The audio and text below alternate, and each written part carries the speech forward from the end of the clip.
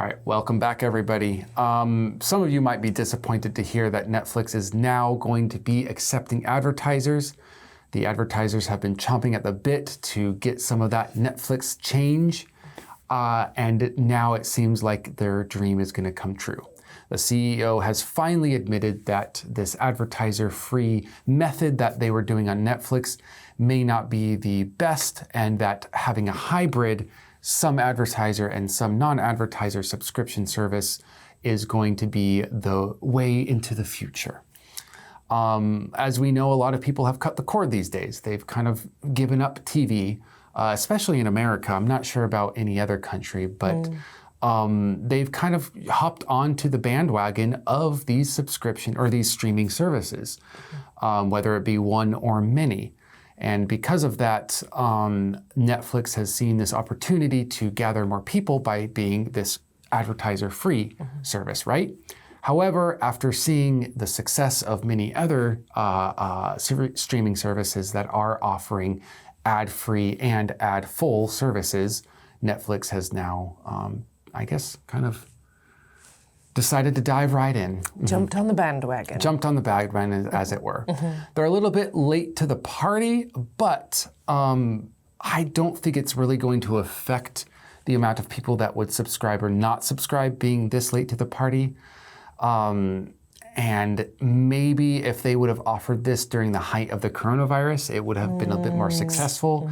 But in other ways, I think that this timing is just the same as any other timing, right? Yeah. For people looking to tighten their belt a little bit, this new service is going to be cheaper than the rest.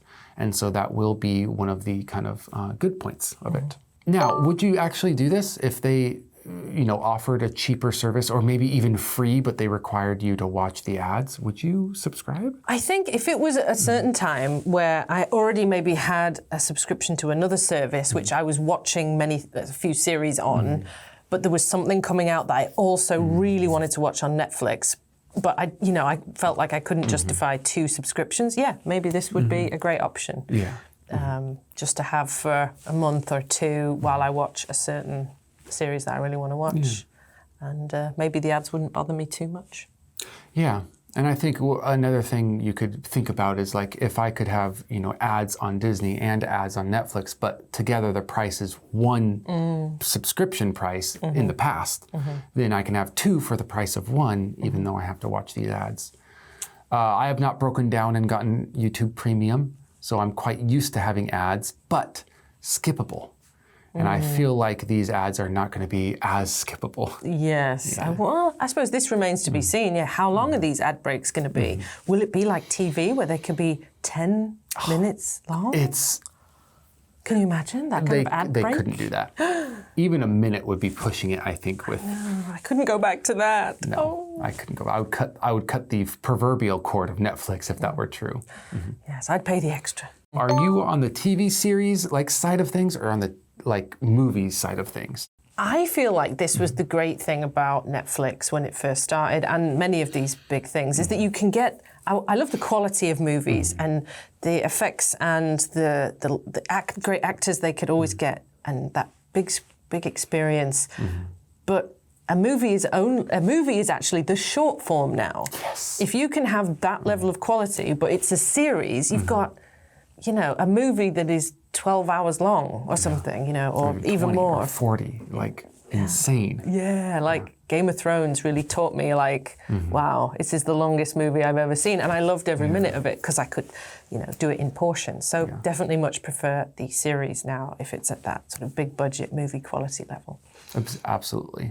And going back and watching older TV dramas like Star Trek, you get to see the sort of short form that they were doing back then and how it just doesn't add up to today's storytelling.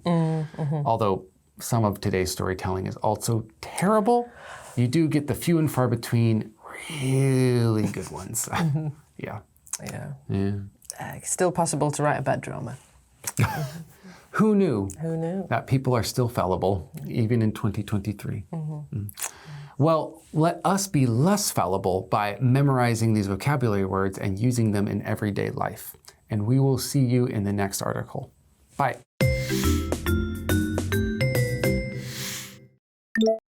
Put all one's money on. Put all one's money on.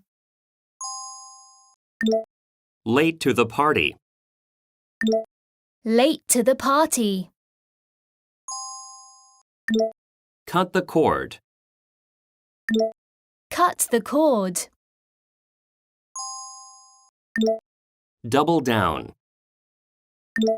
Double down. Tighten one's belt. Tighten one's belt.